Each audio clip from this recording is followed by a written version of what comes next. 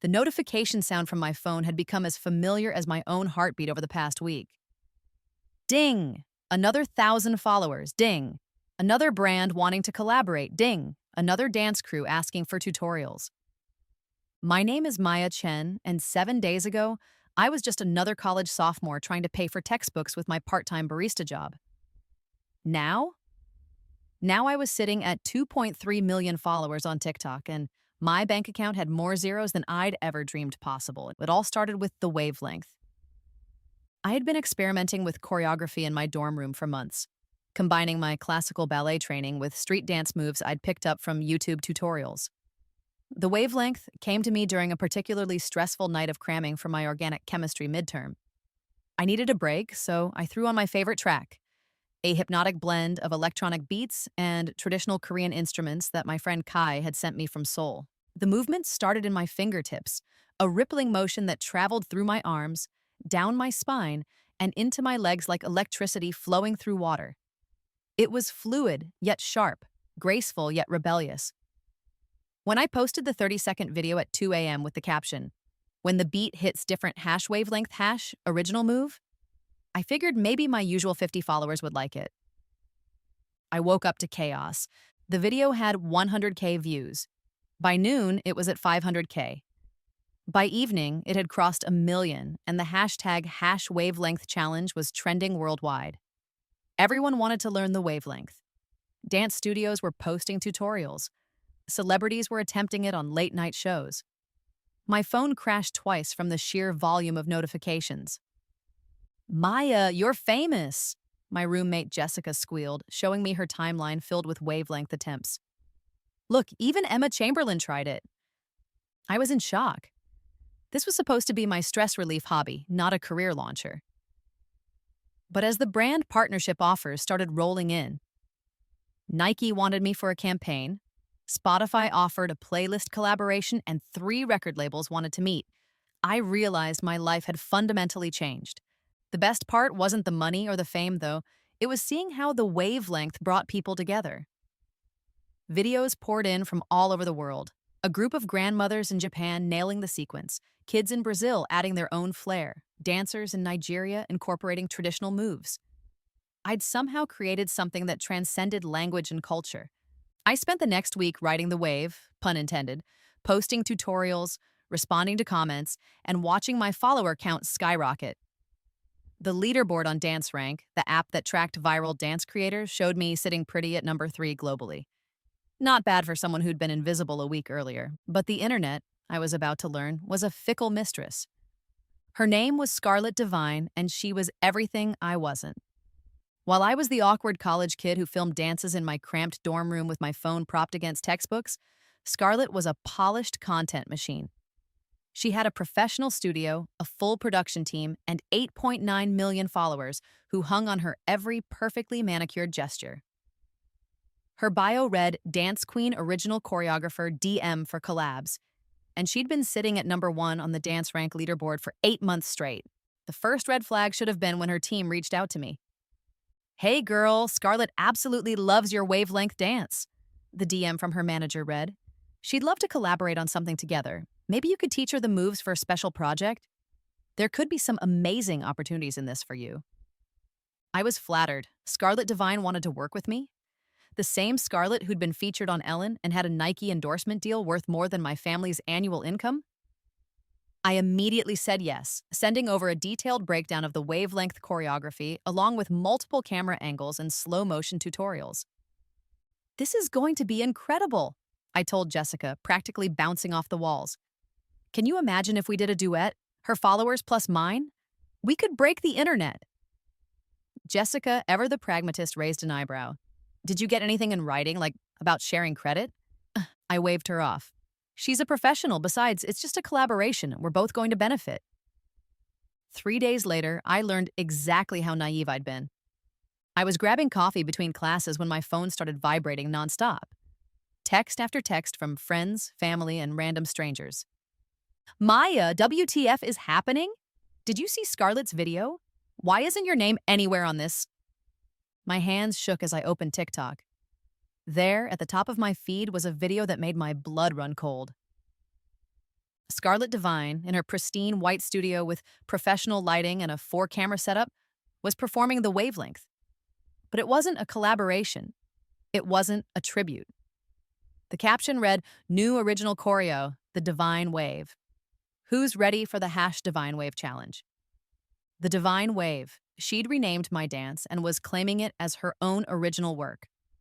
I watched in horror as the video racked up views at an astronomical pace.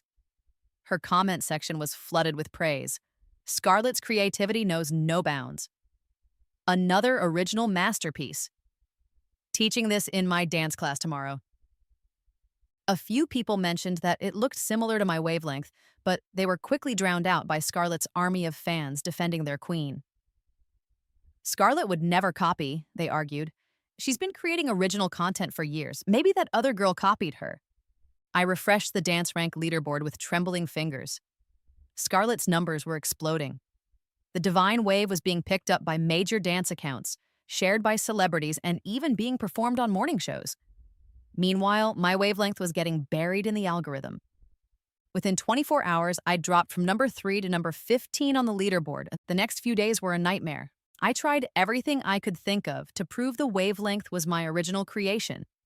I posted side-by-side comparisons showing my video was uploaded 3 days before Scarlett's. I shared screenshots of the DMs where her team asked for the choreography breakdown. I created a detailed video explaining the inspiration and creative process behind the wavelength. But Scarlett's machine was too powerful. Her team released a statement claiming she'd been working on the Divine Wave for weeks, and that any similarities to other dances were purely coincidental.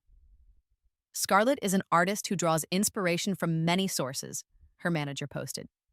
She would never intentionally copy anyone's work. As a leader in the dance community, she's always been committed to supporting emerging creators. The gaslighting was masterful. Suddenly, I wasn't a victim of theft. I was a desperate wannabe trying to piggyback off Scarlett's success. Her followers flooded my comments with accusations. Stop trying to clout chase. Scarlett did it better anyway. You should be grateful she gave your little dance some attention. The worst part was watching the Divine Wave completely overshadow the wavelength. Brand partnerships that had been lined up for me started falling through. We've decided to go with a different creator, became the standard response. The playlist collaboration with Spotify was suddenly on hold indefinitely. My mental health plummeted. I stopped attending classes, barely left my room, and couldn't bring myself to create new content. What was the point? If someone could just steal my work and get away with it, why bother being original? You have to fight back, Jessica urged me one evening as I lay in bed doom-scrolling through comments calling me a fraud. You can't let her get away with this. How? I asked, my voice barely above a whisper. She has 9 million followers and a whole team. I'm just one person. You're not alone, Jessica said, pulling up her laptop. Look. She showed me something that made my heart skip. While the majority of the internet seemed to be buying Scarlett's narrative, there was a growing movement of people who'd done their own research. Dance creators who'd noticed the timeline discrepancy. Fellow students from my university who could verify I'd been working on the wavelength for weeks. Even some established choreographers who were speaking out about the pattern of bigger creators stealing from smaller ones. The #JusticeForMaya was starting to trend, albeit slowly. There are people who believe you, Jessica said, but you need to give them something to rally around. You need to show them that you're not giving up. She was right. I'd been so focused on defending the past that I'd forgotten about the future. If I wanted to reclaim my place in the dance world, I needed to do what I did best. Create. But this time, I wasn't going to play by the old rules. The idea came to me at 3 a.m. during one of my sleepless nights scrolling through TikTok. I was watching a video by Kai Beats, a producer from Seoul who'd been blowing up with his innovative fusion tracks, when I realized he was the same Kai who'd sent me that original track that inspired the wavelength. Kai and I had been internet friends for years, bonding over our shared love of genre-blending music and our experiences as Asian creators trying to make it in predominantly Western spaces. We'd collaborated on a few small projects before, but nothing major. I slid into his DMs. Kai, crazy question. Remember that track you sent me a few weeks ago? The one that inspired my wavelength dance? His response came quickly despite the time difference. Of course, I saw what happened with that Scarlet girl. That's so messed up. Your dance was incredible. I want to do something about it, something big. Are you interested in a collaboration that might shake things up? I'm listening. I spent the next hour typing out my plan. It was ambitious, maybe even crazy, but it felt right. The traditional approach to fighting content theft was to argue, to defend, to try to prove who did what first. But that was playing defense, and Scarlett had already won that game with her superior resources and reach. Instead, I wanted to play offense. I wanted to create something so undeniably original, so spectacular, and so clearly mine that it would not only reclaim my position, but also expose the creative bankruptcy of theft-based content. I want to create a remix that tells a story, I explained to Kai. Not just of the original wavelength, but of what happened after. The theft, the gaslighting, the fight for truth. I want to turn this whole experience into art. Kai was immediately on board. I love it. Music has always been about storytelling. Let's make this the biggest collab of the year. But we weren't going to stop with just the two of us. Over the next few days, I reached out to every creator in my network, not the big names or the established stars, but the underdogs. The ones who'd been overlooked, copied, or overshadowed. The dancers who created in their bedrooms and the musicians who produced tracks on laptops in coffee shops. The response was overwhelming. Zara, a dancer from London who'd had her Afrobeats choreography stolen by a major brand. Carlos, a breakdancer from Mexico City whose moves had been appropriated without credit. Amara, a singer-songwriter from Atlanta whose melody had been borrowed by a chart-topping artist. Luna, a visual effects creator whose editing style had been copied by dozens of bigger accounts. Each of them had a story. Each of them had been silenced or ignored when they tried to speak up. And each of them was ready to be part of something bigger. We're not just making a remix, I explained during our first group video call. We're making a statement. We're showing the world what real collaboration looks like when it's built on respect and credit instead of theft and exploitation. The plan was ambitious: create a multi-part story told through dance, music, and visual art. Each creator would contribute their unique style while weaving together a narrative about authenticity, community, and creative justice. Kai would produce a track that sampled and remixed the original wavelength music, but with added layers that represented each collaborator's style and story. I would create choreography that incorporated not just the wavelength, but movements inspired by each team member's background and expertise. The others would contribute their specialties: Zara's Afrobeats influences, Carlos's breaking techniques, Amara's vocals, Luna's visual effects. It would be a true fusion, something that could only exist when creators worked together instead of stealing from each other. But most importantly, every single person would be credited. Not just tagged in a caption, but featured prominently in the content itself. Their names, their stories, their contributions would be impossible to ignore or erase. When do we start? Amara asked. Now, I said. We have 2 weeks to create something that will change everything. The next 2 weeks were the most intense creative period of my life. Working across time zones, we established a rhythm of round-the-clock collaboration. When I was sleeping in California, Kai was producing in Seoul, Zara was choreographing in London, and Carlos was practicing in Mexico City. We shared files through cloud storage, held daily video calls to sync up our progress, and pushed each other to create beyond our individual limits. Kai's track evolved into something magnificent. The original wavelength melody became the foundation, but layered on top were Amara's haunting vocals, telling the story of creative theft, traditional Korean instruments that paid homage to Kai's heritage, Afrobeats rhythms that showcased Zara's roots, and electronic flourishes that represented the digital age we were all navigating. The choreography was equally complex. I started with the wavelength as the base, but incorporated signature moves from each collaborator. Carlos's power moves during the chorus represented the explosive moment of going viral. Zara's fluid Afrobeats flow during the bridge showed the beauty of authentic cultural expression. The contemporary dance techniques I'd learned from Luna's background added emotional depth to the verses about betrayal and resilience, but the visual component was what would really set our project apart. Luna worked her magic, creating a split-screen effect that showed the journey from original creation to theft to reclamation. On one side, viewers would see the authentic creative process, the late-night inspiration, the trial and error, the genuine joy of creation. On the other side, they'd see the cold, calculated appropriation, the sterile studio, the empty imitation, the erasure of the original creator's story. "This is going to be powerful," Luna said during one of our late-night editing sessions. "People need to see the difference between authentic creation and creative parasitism." We decided to release the project in 3 parts over consecutive days. Part 1 would introduce the original story and each collaborator. Part 2 would dive deep into the creative process and the experience of theft. Part 3 would be the full remix performance, showcasing what real collaboration could accomplish.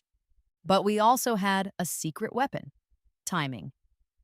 Through careful observation of Scarlett's posting patterns and insider knowledge from mutual connections, we learned she was planning a major announcement for the same week we were preparing to drop our project. Word was she was launching her own dance studio and wanted to ride the momentum of the divine wave to maximum publicity. "Let's give her some competition," Zara suggested with a wicked grin. As we put the finishing touches on our project, I felt something I hadn't experienced since that first night when the wavelength went viral: pure creative excitement. This wasn't just about reclaiming credit for one dance. This was about demonstrating the power of authentic collaboration and showing the world what the creative community could accomplish when we lifted each other up instead of tearing each other down. The night before our release, I barely slept. I kept replaying the final video, watching as our individual styles merged into something none of us could have created alone. The music built and swelled with each layer, the choreography flowed seamlessly between different influences, and the visual effects tied everything together into a cohesive narrative of justice and community. Jessica found me at 5 a.m., staring at my laptop screen with tears in my eyes. "Maya, what's wrong?" she asked, concern evident in her voice. "Nothing's wrong," I said, wiping my face. "Everything's finally right. We created something beautiful, Jess, something real." At 9 a.m. Pacific time, we hit publish on all platforms simultaneously. The response was immediate and explosive. Within the first hour, our video had 50,000 views, and the comments were pouring in faster than I could read them. But these weren't just casual viewers clicking through their feeds. These were people who had been waiting for exactly this kind of content. Finally, someone calling out the copycat culture. This is what real collaboration looks like. The production value is insane. Who are these creators? Maya deserves justice. Dance creators, musicians, and artists who had been victims of similar theft started sharing their own stories in the comments. The hashtag #AuthenticCreation began trending alongside #JusticeForMaya, creating a broader conversation about credit, collaboration, and creative integrity. But the real momentum came when established creators and celebrities started paying attention. Charli D'Amelio, the original TikTok dance queen herself, shared our video with the caption, "This is how you respect original creators. Amazing work at Maya Chen Dance and team." Missy Elliott retweeted our project, "Young creators showing these thieves how it's done. The future is in good hands." Even choreographers who worked with major artists started speaking out about the industry's credit problem, using our video as an example of how things should be done. By the end of day 1, we had 2 million views across all platforms. Day 2 brought part 2 of our series, diving deeper into the creative process and the impact of theft on original creators. This video was more educational, showing side-by-side comparisons of original works versus stolen versions, explaining how to properly credit collaborators and featuring testimonials from other creators who'd been copied. The response to this installment was even more intense. Dance studios started sharing it as educational content.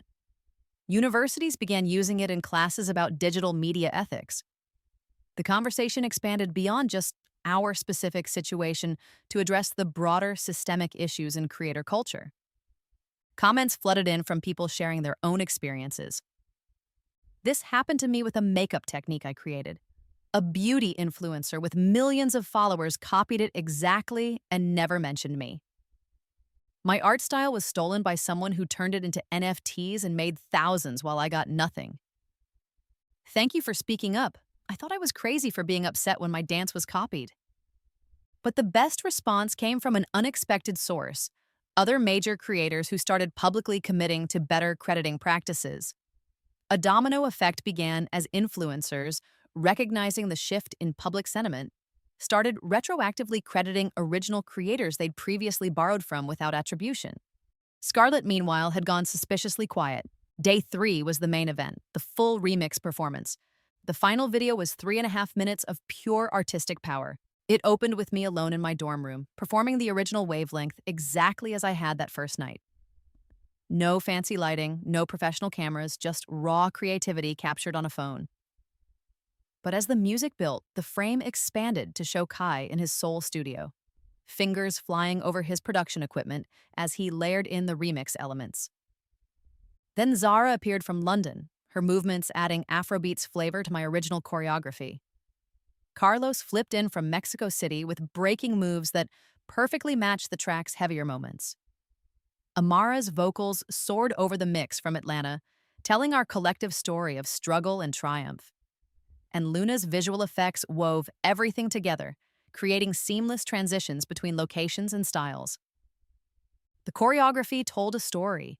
It began with the joy of creation, my original wavelength, moved through the pain of theft, sharp, discordant movements, showed the power of community, all of us dancing together despite being thousands of miles apart, and culminated in triumphant celebration, a synchronized finale that showcased each of our signature styles.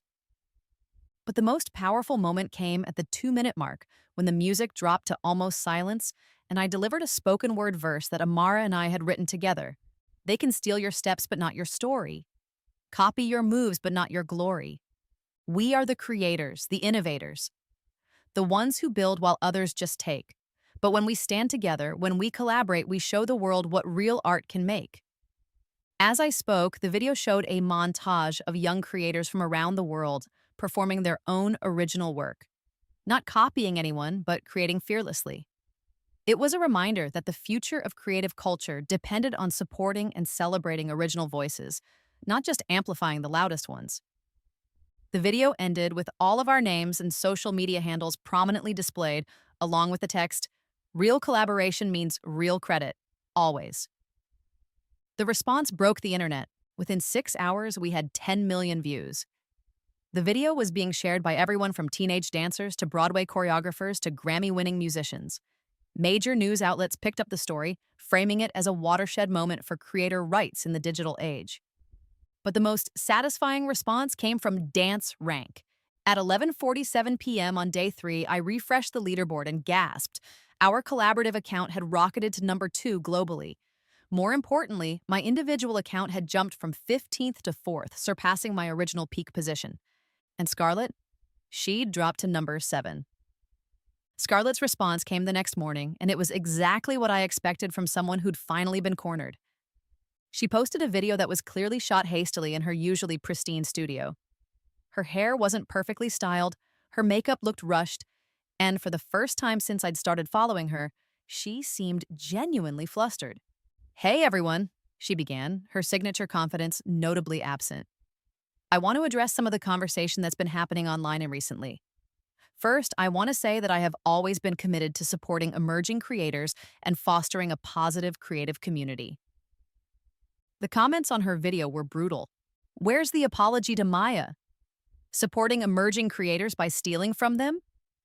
We see right through this PR damage control. Scarlett continued, "Sometimes in this fast-paced creative environment, influences and inspirations can overlap in ways that might seem similar.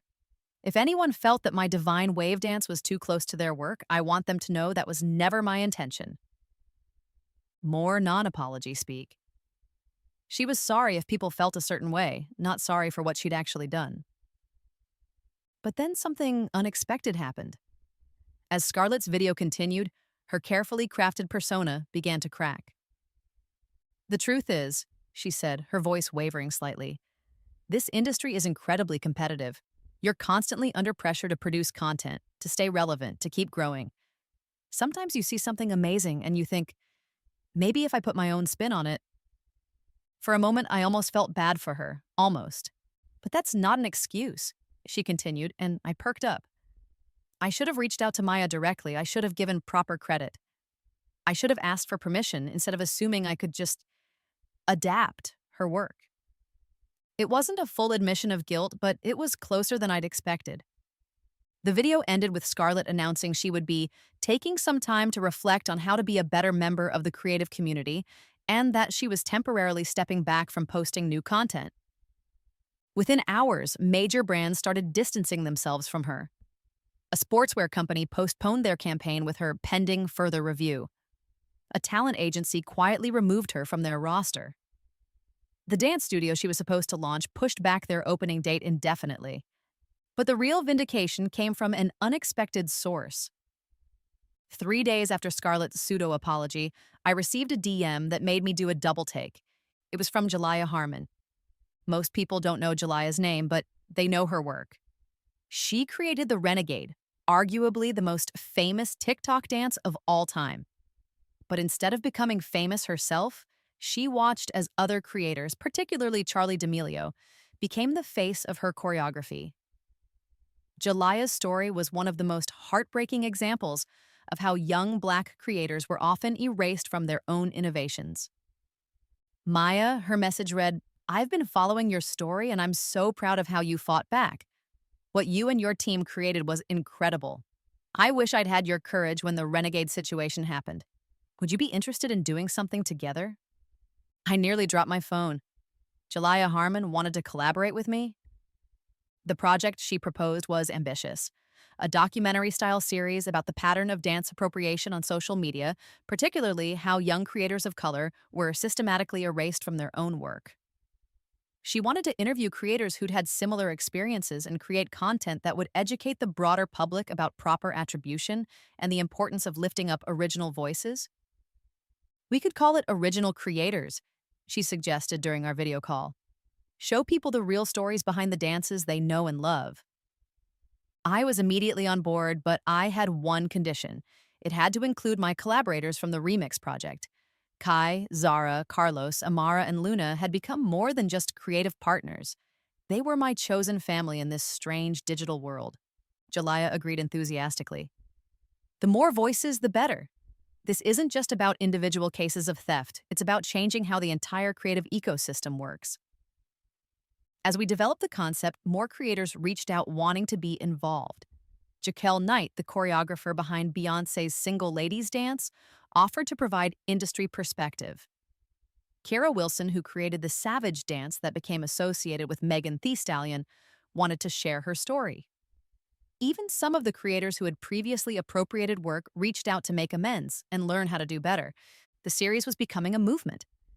But while we were building something positive, the fallout for Scarlett continued. The internet, once it turns against someone, can be ruthless. Scarlett's follower count began dropping at an unprecedented rate. Not gradually, but in massive chunks as people discovered our story and decided they no longer wanted to support a creator who built her success on stolen work. She went from 8.9 million to 7.2 million in just 2 weeks. Brand partnerships evaporated. The dance studio project was officially canceled. Her management company dropped her. Even her longtime collaborators began distancing themselves, not wanting to be associated with the controversy. The dance rank leaderboard told the story in numbers. While our collaborative account held steady at number 2, with the number 1 spot belonging to a K-pop group's latest choreography, and my individual account had climbed to number 3, Scarlett had fallen to number 12 and was still dropping. Part of me felt vindicated. Justice was being served. The person who had stolen my work was finally facing consequences. But another part of me felt uncomfortable with the pile-on. Don't get me wrong, Scarlett deserved to face consequences for her actions. What she did was wrong, and the pattern of bigger creators stealing from smaller ones needed to be called out. But watching someone's entire career implode in real time, even someone who had wronged me, felt heavy. The feeling crystallized when I saw a video posted by one of Scarlett's former dancers, a young woman named Bree who had worked with her for over a year. "I know everyone's mad at Scarlett right now," Bree said, tears in her eyes, "and I understand why. What she did to Maya was wrong, but she also gave me my first break in the industry. She helped me pay for my mom's medical bills when I was struggling. People are complicated, and I don't know what to do with that." Bree's video reminded me that behind the follower counts and brand deals were real people whose lives were being affected by this situation.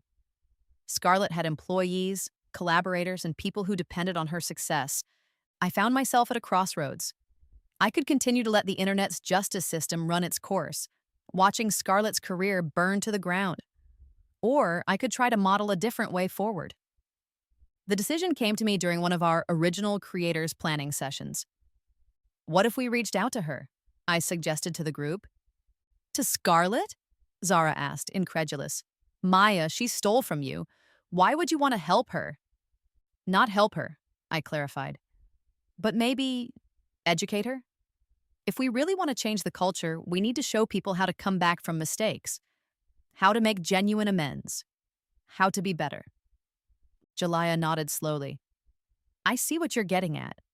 Instead of just canceling people when they mess up, we show them a path to redemption, but only if they're willing to do the real work. Kai was more skeptical. She had every opportunity to do the right thing from the beginning. Why should we trust her now? We don't have to trust her, I said, but we can give her a chance to earn back some of that trust, to prove she's learned something from this experience. After much debate, we decided to send Scarlett a message. Not an ultimatum or a public call-out, but a private offer to participate in a conversation about creative ethics and accountability. Her response surprised us all. I know I don't deserve your kindness, Scarlett wrote back within hours. I know I messed up in ways that hurt you and contributed to a system that's unfair to original creators. If you're willing to help me understand how to do better, I'm ready to listen. We arranged a video call for the following week, just Scarlett, me, and Jalaya as a mediator. No cameras, no recording, no public audience. Just a conversation between three young women trying to navigate an industry that often pit them against each other, instead of encouraging collaboration. Scarlett looked different from her usual polished social media presence. No perfect lighting or professional setup, just a young woman sitting in what looked like her bedroom, makeup-free and visibly nervous. I want to start by apologizing, she said immediately. Not the PR apology I posted before, but a real one. Maya, I stole your dance. I renamed it and claimed it as my own original work. I knew exactly what I was doing, and I did it anyway because I thought I could get away with it. The honesty was jarring. In a world of carefully crafted public statements and non-apology apologies, Scarlett's direct admission caught me off guard. Why? I asked. You were already successful. You didn't need to steal from me. Scarlett was quiet for a long moment. Because the pressure never stops, she finally said. When you're at the top, everyone's watching for you to slip. I was constantly terrified that someone younger or more talented would come along and replace me. When I saw your wavelength dance going viral, I panicked. Instead of celebrating your success or finding a way to collaborate, I saw you as a threat. She continued. In my head, I convinced myself I was just drawing inspiration or putting my own spin on it. But deep down, I knew it was theft. I knew it was wrong, and I did it anyway because I was scared of losing my position. Jalaya leaned forward. That fear you're describing, it's real, and it's a product of how this industry is structured. We're taught to see each other as competition instead of collaborators. But that doesn't excuse the harm you caused. I know, Scarlett said quietly. And I want to figure out how to make it right. Not just with Maya, but with the whole system. I've been thinking about this nonstop since your remix video came out. Watching what you created with your team, that's what I should have done. That's what real collaboration looks like. The conversation continued for over 2 hours. We talked about the pressure of constant content creation, the way algorithms rewarded rapid posting over thoughtful creation, and the lack of education around proper attribution in creator culture. By the end, I found myself seeing Scarlett not as a villain, but as someone who had made serious mistakes and was genuinely trying to understand how to do better. What would meaningful accountability look like to you? Jalaya asked toward the end of our call. I thought carefully before responding. Education, I said finally. If Scarlett really wants to make amends, help us teach other creators about proper attribution and collaboration. Use your platform, what's left of it, to model better behavior. Scarlett nodded eagerly. I want to do that. I want to be part of the solution instead of part of the problem. And that's how Scarlett Divine became an unlikely addition to our Original Creators series. Scarlett's episode of Original Creators was the most watched in the series. Unlike our other episodes, which focused on celebrating original creators and their stories, Scarlett's segment was a masterclass in accountability. She walked viewers through her thought process when she stole the wavelength, explained the industry pressures that led to her decision, and detailed the harm her actions had caused, not just to me, but to the broader creative community. Most importantly, she provided concrete guidance on how to avoid making similar mistakes. Before posting any content that was inspired by another creator, she explained to the camera, ask yourself, could this person rightfully claim ownership of what I'm about to post? If the answer is yes, or even maybe, reach out to them first. Get permission. Offer collaboration. Give credit prominently, not just in a buried caption. She also announced the launch of a fund for original creators who had been victims of appropriation, using a significant portion of her remaining brand partnership money to provide microgrants for dancers, musicians, and artists who needed resources to protect and promote their work. The response to her episode was mixed but largely positive. Many viewers appreciated seeing what genuine accountability looked like, while others remained skeptical about her motivations. Actions speak louder than words, one comment read. Let's see if she actually follows through on this over time. Fair enough, trust had to be earned, not just declared. But as the months passed, Scarlett proved consistent in her efforts. She shared original creators on her platform, always with proper credit and context.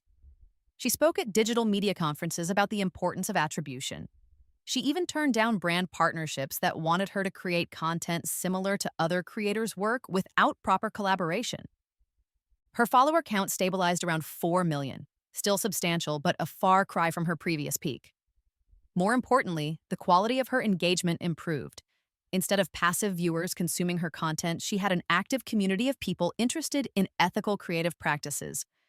Meanwhile, our Original Creators series continued to grow in impact. We featured dozens of creators from around the world telling stories of innovation, appropriation, and resilience. The series became required viewing in several university digital media programs and was cited in academic papers about creator rights. The collaborative relationships we'd built during the Remix project evolved into lasting partnerships. Kai and I started a weekly series combining music production tutorials with dance choreography breakdowns. Zara launched a successful workshop series teaching Afrobeats dance to international audiences. Carlos became a mentor for young breakdancers in underserved communities. Amara's music career took off after her vocals on our remix caught the attention of several record labels. Luna started her own agency representing diverse content creators. But the most meaningful outcome was the change we saw in creator culture itself. 2 years after the wavelength incident, the creator landscape looked fundamentally different. Major platforms had implemented better tools for crediting collaborators and tracking original content. TikTok launched a creator credit feature that made it easy to tag and compensate original creators when their work inspired new content. Instagram added prominent attribution requirements for music and choreography. YouTube created a creator protection program that helped smaller creators defend their intellectual property. Dance studios began teaching attribution as part of their core curriculum. Creative ethics became a standard class in performing arts programs. Industry organizations established clear guidelines for crediting original work and created systems for reporting violations. But perhaps most importantly, the culture itself had shifted. A generation of creators grew up understanding that success built on stolen work was ultimately hollow. Collaboration became more valued than competition, credit became cooler than theft. My own trajectory had stabilized into something I could never have imagined. The viral fame from the wavelength had evolved into a sustainable career as a creative entrepreneur. I graduated college with a degree in dance and digital media, then launched my own company focused on ethical creator collaborations. Dance rank had become less relevant as the focus shifted from individual rankings to community building. But for the record, I spent several months at number 1 before deciding that the constant pressure to maintain a ranking was antithetical to what I actually wanted to create. The most rewarding part of my work became mentoring young creators, helping them navigate the complex world of digital content without losing their authenticity or exploiting others. I spoke regularly at high schools and colleges, sharing not just the story of the wavelength, but the broader lessons about creativity, community, and integrity. Your worth as a creator isn't measured in follower counts or viral moments, I would tell students. It's measured in the positive impact you have on your community and the authenticity you bring to your work. Scarlett and I eventually became genuine friends, bonded by our shared understanding of the pressures and pitfalls of creator culture. She often joined me for speaking engagements, providing the perspective of someone who had made serious mistakes and found a way to make amends. Accountability isn't a one-time event, she would tell audiences. It's a daily practice of choosing integrity over easy success. Our friendship wasn't without its critics. Some people felt I had been too forgiving, that I should have continued to hold a grudge or push for harsher consequences. But I learned that forgiveness wasn't about letting someone off the hook. It was about refusing to let their mistakes define my future. 5 years later, I was in my Los Angeles studio preparing for another collaboration when my phone buzzed with a familiar notification sound. Ding. But this time, it wasn't about followers or brand partnerships. It was a message from a teenage dancer in Mumbai who had just posted her own original choreography. Hi, Maya. I just wanted to thank you for everything you've taught the community about attribution and collaboration. I'm posting my first original dance today, and I made sure to credit everyone who inspired me, just like you showed us. I hope someday I can create something as meaningful as the wavelength. Thank you for showing us how to do this the right way. I smiled, remembering that nervous college sophomore who had posted a 30-second video at 2 a.m. with no idea it would change her life. The girl who thought success meant going viral, who didn't understand the difference between fame and impact. I opened TikTok and found the young dancer's video. Her choreography was beautiful, clearly influenced by various sources but undeniably original, with proper credits to everyone who had inspired her work. In the comments, I could see other young creators offering encouragement, suggesting collaborations, and sharing resources. This was the wavelength's true legacy, not the millions of views or the brand partnerships or even the justice served against those who had stolen from me. It was the ripple effect of young creators learning to lift each other up instead of tearing each other down. I posted a comment on the young dancer's video. Beautiful work. The creativity and integrity you're showing here is what the future of this industry looks like. Keep creating. Then I turned back to my current project, a collaboration with Kai, Jalaya, and 3 emerging creators from different continents, working together to create something none of us could make alone. The notification sound chimed again, then again, and again. Ding, ding, ding. But this time, instead of feeling the frantic pressure to check each notification immediately, I felt something better, contentment. The knowledge that whatever those notifications contained, they were part of a community I had helped build, a culture I had helped shape, and a future where creativity was valued over competition. The wavelength had started as a single ripple in my dorm room, born from a moment of stressed-out inspiration during organic chemistry cramming. But like all true innovations, its real power wasn't in the original moment. It was in how that moment inspired others to create their own waves. And those waves, I realized, would keep flowing long after my own story had ended, carrying forward the lessons we'd learned about authenticity, collaboration, and the radical act of lifting each other up in a world designed to pit us against each other. Ding! I smiled and kept dancing.